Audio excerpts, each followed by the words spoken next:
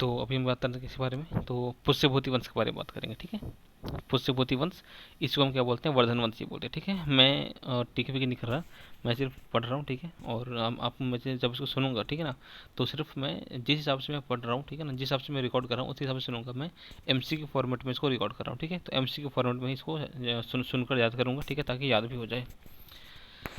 अब देखो, पुष्यभूति वंश का उदय कब हुआ था, तो गुप्त वंश के बाद, ठीक है ना। गुप्त वंश का जब पतन हुआ तो कई सारे वंश जो है वो सामने आए थे, कौन कौन से, तो मौखरी वंश, पुष्यभूति वंश, परवर्ती गुप्त वंश, ठीक है, ये सब जो है, ठीक है। तो इसी में से एक था अपना पुष्यभूति वंश, ठीक है। देखो, गुप्त वंश के बाद जितने भी वंश बने थे, उनमें सबसे जो बड़ा साम्राज्य किसने बनाया था, वो बनाया था पुष्यभूति वंश ने, जिसको हम वर्धन वंश भी कहते हैं, ठीक है। इसके बाद बात करें, पुष्यभूति वंश का स्थापना किसने किया था और इसका राजधानी कहाँ पर है, ठीक है। तो इसका स्थापना देखो, स्थापना कब हुआ था, गुप्त वंश के पतन के बाद हुआ, ठीक है। फिर इसका राजधानी कहाँ पर था, इसका राजधानी था थानेश्वर, कहाँ था, इसका राजधानी था थानेश्वर। और इस वंश का स्थापना किसने किया था, ये किया था पुष्यभूति ने, ठीक है ना, किसने किया था, पुष्यभूति ने किया था। ध्यान का रखना है, इसका जो कैपिटल था वो था थानेश्वर। थानेश्वर कहाँ पर है, तो हरियाणा में जो कुरुक्षेत्र जिला है वहाँ पर है, ठीक है। अब देखो, पुष्यभूति वंश के पुष्यभूति वंश के तो पुष्यभूति वंश का जो स्वतंत्रता है, ठीक है ना, पुष्यभूति वंश के स्वतंत्रता का जन्मदाता में किसे कहते हैं, ये कहते हैं प्रभाकर वर्धन को, किसको, प्रभाकर वर्धन को कहते हैं, ठीक है। फिर देखो, अच्छा, प्रभाकर वर्धन जो है, इसने क्या किया, प्रभाकर वर्धन ने क्या किया, पुष्यभूति वंश को स्वतंत्र किया, ठीक है। इसके अलावा प्रभाकर वर्धन जो है ये पहला, ठीक है ना, प्रभाकर वर्धन जो है ये पुष्यभूति वंश का पहला काफ़ी प्रभावशाली व्यक्ति, काफ़ी प्रभावशाली शासक था, ठीक है। अब इसने क्या किया, दो उपाधि दिया, ठीक है ना, प्रभाकर वर्धन ने दो उपाधि दिया था, कौन कौन सा, तो पहला है अपना परम भट्टारक और दूसरा है महाराजाधिराज, ठीक है ना, परम भट्टारक और महाराजाधिराज, ठीक है। फिर बात करें प्रभाकर वर्धन की पत्नी का नाम क्या था, तो इसकी पत्नी का नाम था जयसोमती, ठीक है, क्या नाम था, जयसोमती। और इसके बच्चे कितने थे, तो दो बेटे एक बेटी, ठीक है ना। प्रभाकर वर्धन की बीवी का नाम, उसके बेटे का नाम, उसके बेटे का नाम, उसकी बेटी का नाम, ठीक है, इसकी बात करेंगे। देखो, प्रभाकर वर्धन की पत्नी का नाम था जयसोमती, क्या नाम था, जयसोमती। फिर प्रभाकर वर्धन के कितने बेटे और कितनी बेटी थी, तो दो बेटे एक बेटी थी, ठीक है। बेटों का नाम क्या था, तो दो बेटे, बड़े बेटे का नाम था राज्यवर्धन और छोटे बेटे का नाम था हर्षवर्धन, ठीक है। और बेटी का नाम क्या था, तो बेटी का नाम था इसका राजश्री, ठीक है ना, बेटी का नाम क्या था, राजश्री, ठीक है।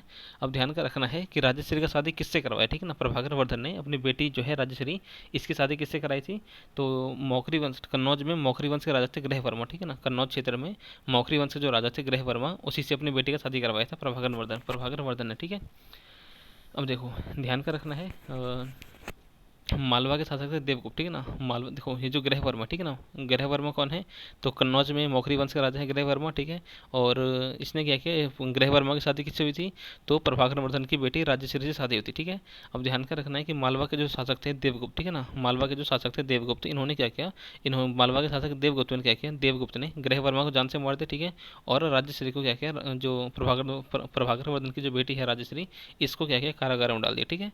फिर इसको बचाने के लिए आया था कौन, तो प्रभाकर वर्धन की बेटी को बचाने के लिए प्रभाकर वर्धन का बड़ा वाला बेटा राज्यवर्धन गया, तो ये मालवा के शासक देवगुप्त ने क्या किया, उसको भी मार दिया, ठीक है ना, किसको, तो राज्यवर्धन को भी मार दिया, ठीक है। फिर इसके बाद क्या है, एक मिनट, सॉरी सॉरी, माफ कीजिएगा। देखो, राज्यवर्धन ने क्या किया, देवगुप्त को मार दिया, ठीक है ना, राज्यवर्धन ने देवगुप्त को जान से मार दिया। लेकिन देवगुप्त का जो दोस्त था, ठीक है ना, देवगुप्त का जो दोस्त था वो था कौन, वो था शशांक, कौन था, देवगुप्त का जो दोस्त था वो था शशांक, जो कि गौर वंश, जो कि गौर का राजा था, ठीक है ना, गौर साम्राज्य का, गौर वंश का राजा था शशांक। इसने क्या किया, इसने धोखे से राज्यवर्धन को जान से मार दिया, ठीक है। अब देखो, ये जो शशांक है, ठीक है ना, शशांक कौन था, तो गौर वंश का राजा था, कौन से धर्म को मानता था, शैव धर्म को, ठीक है ना, शैव धर्म को मानता था। और इसीलिए इसने क्या किया, बोधि वृक्ष, ठीक है ना, बोध गया में जो बोधि वृक्ष है उसको भी कटवा दिया, ठीक है। फिर राज्यवर्धन कब मरा था, 606 में, ठीक है ना। देखो सॉरी, राज्यवर्धन तो मर गया, ठीक है ना। राज्यवर्धन के बाद थानेश्वर का राजा कौन बना, तो थानेश्वर का राजा बना था ये हर्षवर्धन, ठीक है ना। कब बना था, 606 में, 606 में, ठीक है ना, 606 ईस्वी में हर्षवर्धन जो है राजा बन गया, ठीक है। फिर हर्षवर्धन ने क्या उपाधि लिया, तो इसने दो उपाधि लिया, एक अपना शिलादित्य, ठीक है ना, हर्षवर्धन ने अपने आप को क्या बोला था, शिलादित्य बोला। और एक उपाधि लिया था परम भट्टारक, ठीक है ना, परम भट्टारक नरेश का उपाधि लिया, ठीक है। फिर हर्षवर्धन ने क्या किया, शशांक को हरा दिया, ठीक है ना, गौरवंश के राजा शशांक को हरा दिया। और फिर कन्नौज पर भी कब्जा कर दिया था किसने, हर्षवर्धन ने, ठीक है। और फिर हर्ष को देखो, ये पुष्यभूति वंश का जो पहले राजधानी था वो था थानेश्वर, लेकिन हर्षवर्धन ने क्या किया, अपना राजधानी चेंज करके किसको बना लिया था, कन्नौज को, ठीक है ना, कन्नौज को राजधानी बना दिया, ठीक है। फिर अब देखो हर्ष और हर्ष ने क्या किया, ठीक है ना, हर्षवर्धन जो है इसने क्या किया, नर्मदा नदी के दक्षिण में भी अपना अभियान किया, ठीक है ना, नर्मदा नदी के दक्षिण में भी अपना अभियान करने की कोशिश किया। लेकिन यहाँ पर पुलकेशिन टू ने, ठीक है ना, पुलकेशिन टू ने क्या किया, हर्षवर्धन को रोक दिया, ठीक है, हरा दिया, ठीक है। फिर पुलकेशिन टू जो है कौन से वंश का था, उसको वो चालुक्य, ठीक है ना, पुलकेशिन टू जो है वो चालुक्य वंश का राजा था, ठीक है। फिर चीन एक था, ये हेनसांग के टाइम, सॉरी हाँ, हर्षवर्धन के टाइम पर कौन सा चीनी यात्री आया था, तो हेनसांग आया था, ठीक है। फिर हेनसांग को हम क्या कहते हैं, हेनसांग को हम कहते हैं यात्रियों का राजकुमार, ठीक है, क्या कहते हैं, यात्रियों का राजकुमार कहते हैं। इसके अलावा इसको वर्तमान शाक्य मुनि भी कहते हैं, और हर्षवर्धन, सॉरी, हेनसांग को हम कहते हैं नीति का पंडित, ठीक है। फिर हेनसांग कहाँ पर आया था, तो नालंदा नालंदा यूनिवर्सिटी, ठीक है, नालंदा यूनिवर्सिटी में पढ़ने लिखने के लिए आया था, ठीक है। फिर देखो देखो हर्षवर्धन ने क्या किया, 641 में अपने कुछ दूत भेजे थे चाइना में, ठीक है ना, 641 में, कब, 641 में अपने दूत भेजे थे चाइना, ठीक है। और फिर ठीक है, इसके बाद क्या है, 643 में, ठीक है ना, इसके बाद 643 ईस्वी और 645 ईस्वी दोनों में क्या है, कुछ चाइनीज दूत जो है वो हर्षवर्धन के दरबार में आ गए, ठीक है। अब इसके बाद हम बात करें, अब देखो हर्षवर्धन ने क्या किया, देखो कश्मीर के जो राजा थे उनके पास क्या है, बुद्ध के वो थे, ठीक है ना, बुद्ध के क्या थे, दांत के अवशेष थे, ठीक है। और हिंसांग ने क्या किया, हिंसांग ने जबरदस्ती कश्मीर के राजा को हरा करके बुद्ध के दांत जो है वो बुद्ध के दांत के जो अवशेष थे वो लेकर आ गया, ठीक है। फिर देखो हर्षवर्धन जो है वो पहले शिव जी का, ठीक है, शिव जी का और सूर्य भगवान का, इन दोनों का काफ़ी काफ़ी परम भक्त था, ठीक है। और फिर लेकिन हिंसांग से मिलने के बाद इसने क्या किया, ठीक है ना, हिंसांग से मिलने के बाद हर्षवर्धन ने बौद्ध धर्म को अपना लिया, ठीक है। और ठीक है, अपना तो लिया, ठीक है ना। इसके अलावा बौद्ध धर्म को राजाश्रय भी दिया, ठीक है ना। हर्षवर्धन ने कौन से धर्म को राजाश्रय दिया था, तो बौद्ध धर्म को राजाश्रय दिया, ठीक है। फिर एक मिनट, अच्छा, हर्षवर्धन के टाइम पर बौद्ध धर्म का जो महायान है, ठीक है ना, बौद्ध धर्म का जो वो है महायान शाखा, तो महायान शाखा का जो शिक्षा का सबसे प्रधान केंद्र क्या था, वो था नालंदा महाविहार, क्या था, नालंदा महाविहार, ठीक है। अब देखो जब हर्षवर्धन रहा, ठीक है ना, हर्षवर्धन के शासनकाल में हर 5 साल पर एक संगम होता है, ठीक है ना, हर 5 साल पर इलाहाबाद में एक समारोह होता था, जिसे हम कहते थे महामोक्ष परिषद, क्या बोलते थे, महामोक्ष परिषद, ठीक है। फिर हेनसांग जो है, ठीक है ना, हेनसांग जो है वो छठे समारोह में, ठीक है ना, देखो हर्षवर्धन ने जो है हर 5 साल पर जो है अपना क्या करता था, हर 5 साल पर एक प्रयाग इलाहाबाद में एक समारोह करता था, जिसे कहते थे महामोक्ष परिषद। और जब हर्षवर्धन ने अपना छठा महामोक्ष परिषद किया, ठीक है ना, महामोक्ष परिषद किया था, उस टाइम पर आया था हर्षवर्धन, ठीक है, छठे में, ठीक है। फिर हर्षवर्धन का दरबारी कवि कौन था, बाणभट्ट था, पता ही है, ठीक है। फिर बाणभट्ट की कौन सी किताबें हैं, 2 किताबें हैं, एक है अपना हर्षचरित और दूसरा है कादम्बरी, पता ही है, ठीक है। फिर बाणभट्ट के गुरु कौन थे, ये थे भरचू, ठीक है ना, बाणभट्ट के गुरु का नाम क्या था, तो इनका नाम था भरचू, ठीक है। इसके बाद हम बात करें, देखो हर्षवर्धन ने 3 संस्कृत नाटक लिखे थे, कौन कौन से, प्रियदर्शिका, रत्नावली, नागानंद, ठीक है ना, प्रियदर्शिका, रत्नावली और नागानंद, ठीक है। फिर एक कवि हैं धावक, ठीक है ना, हाँ, धावक एक कवि है, इन्होंने क्या किया, ठीक है, देखो ऐसा भी लोग कहते हैं कि धावक नाम का जो कवि है उसने लिखा था, ये तीनों नाटक धावक ने लिखा था, ठीक है। और इसके बदले में हर्षवर्धन ने धावक को कुछ पैसे दिए, ठीक है। इसके बाद हम बात करें, देखो भारत का जो अंतिम हिंदू सम्राट है किसको बोलते हैं, हर्षवर्धन को, किसको, हर्षवर्धन को कहते हैं, ठीक है। और ठीक है, लेकिन ये जो हर्षवर्धन जो है ना तो पूरे भारत का राजा था और ना ही ये कट्टर हिंदू था, ठीक है। फिर हर्षवर्धन के टाइम, ठीक है ना, हर्षवर्धन के टाइम पर जो मंत्री परिषद का जो मंत्री था, ठीक है ना, हर्षवर्धन के टाइम पर जो प्रधानमंत्री होता था उसको क्या बोलते थे, उसको अमात्य, ठीक है ना, प्रधानमंत्री को अमात्य बोलते थे, ठीक है। और हर्षवर्धन के अंडर में जो थे, जो राजा थे, ठीक है ना, हर्षवर्धन के अधीनस्थ जो शासक थे वो महाराज या फिर महासामंत, ठीक है ना, महाराज या फिर महासामंत का कहे जाते थे। और जो मंत्री परिषद का जो मंत्री हुआ करते थे उससे अमात्य कहते थे, ठीक है।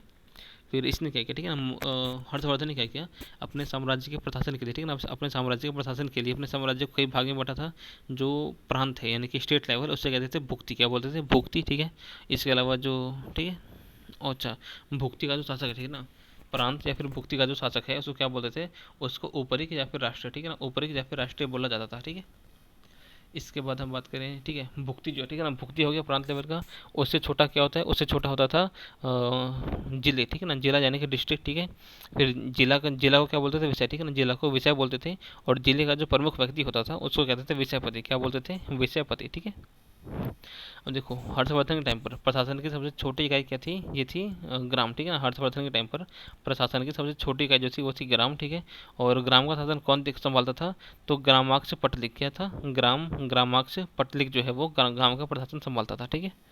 फिर पुलिसकर्मी, ठीक है, हर्षवर्धन के टाइम पर पुलिसकर्मियों को क्या बोला गया, चाट या फिर भाट, ठीक है ना, चाट भाट बोला गया था किसको, पुलिसकर्मियों को, ठीक है। फिर जो पुलिस विभाग के जो अधिकारी थे, ठीक है ना, उसको क्या बोलते थे, दंड पाशिक या फिर दांडिक, ठीक है ना। दंड पाशिक और दांडिक जो है वो पुलिस पुलिस डिपार्टमेंट के ही कुछ ऑफिसर थे, ठीक है। फिर हर्षवर्धन के कुछ प्रमुख मंत्री परिषद हैं, उसके बारे में बात करें तो हर्षवर्धन का जो प्रधान सचिव था वो था भंडी, ठीक है ना। भंडी जो है वो हर्षवर्धन का क्या था, प्रधान सचिव था, ठीक है। फिर सिंहनाथ क्या था, तो सिंहनाथ जो है वो हर्षवर्धन का प्रधान सेनापति था, ठीक है। इसके बाद हम बात करें कुंतल के बारे में, तो कुंतल क्या था, तो कुंतल जो है वो हर्षवर्धन के अश्व सेना का प्रधान था, ठीक है ना। हर्षवर्धन के अश्व सेना का प्रधान था कौन, कुंतल, ठीक है। फिर स्कंदगुप्त की बात करें तो हर्षवर्धन के गज सेना का प्रमुख, ठीक है ना। हर्षवर्धन के गज सेना का प्रमुख था स्कंदगुप्त, ठीक है। इसके बाद हम बात करें, देखो, अच्छा अब बात करते हैं महाबल अधिकृत के बारे में, ठीक है। देखो पैदल सेना, ठीक है ना, हर्षवर्धन के टाइम पर जो पैदल सेना थी उसको क्या बोलते थे, तो हर्षवर्धन के टाइम पर जो पैदल सेना के जो अधिकारी थे उसको बोलते थे बलाधिकृत या फिर महाबलाधिकृत। जबकि जो अपने अश्व सेना के जो अधिकारी थे, ठीक है ना, हर्षवर्धन के टाइम पर जो अश्व सेना के जो अधिकारी थे उसको क्या बोलते थे, उसको बृहदेश्वर, ठीक है ना, क्या बोलते थे, बृहदेश्वर बोलते थे, ठीक है। फिर हर्षवर्धन ने क्या किया, अपने साम्राज्य में सिंचाई के साधन के लिए कुछ मशीन लगाए थे जिसको बोलते थे तुला यंत्र, क्या बोलते थे, तुला यंत्र कहते थे, ठीक है। फिर हर्ष के टाइम पर जो है मथुरा जो है वो सूती वस्त्र के निर्माण के लिए फेमस हो गया, ठीक है ना। कौन चीज़, मथुरा, ठीक है। फिर हर्षवर्धन के टाइम पर, ठीक है ना, हर्षचरित में जो प्रांतीय शासक है उसको क्या बोला गया, लोकपाल, ठीक है ना। हर्षचरित में प्रांतीय शासक को लोकपाल बोला गया था, ठीक है। तो अभी इतना रखते हैं, ठीक है ना। ये टॉपिक जो हमारा ये वाला हर्षवर्धन वाला वो हमारा कवर हो गया। नेक्स्ट पार्ट में क्या करेंगे, दक्षिण भारत के प्रमुख राजवंश के बारे में बात करेंगे।